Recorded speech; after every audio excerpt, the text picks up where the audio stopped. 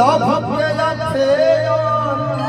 बाबा मेरी शादी हो गई है, पूरी दुनिया जानती है, लेकिन अगर मैं स्टेज पे हूँ, मंच पे हूँ, तो मैं इनका हूँ।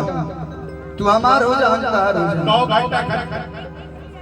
अरे इनका हूँ नहीं ऐसे हो गए, ऐसे कैसे हो गए कि जहिया मिलब करे जाऊआ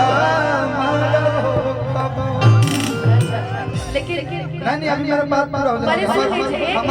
हम बचपनों में परपंच के लोग तो लड़की का भी समझ हमारे उम्र। अच्छा सुनिए, तब से बोले जा रहा है तो लड़की का भी सुन लीजिए। क्या करिएगा, आई लव यू फलानी कर रहे हैं राहुल भैया।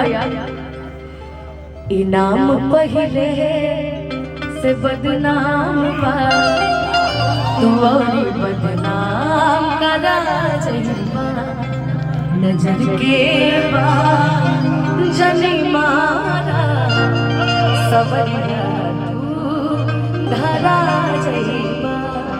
एक गाना में मेरे को ट्यून नहीं आता, लेकिन एक लाइन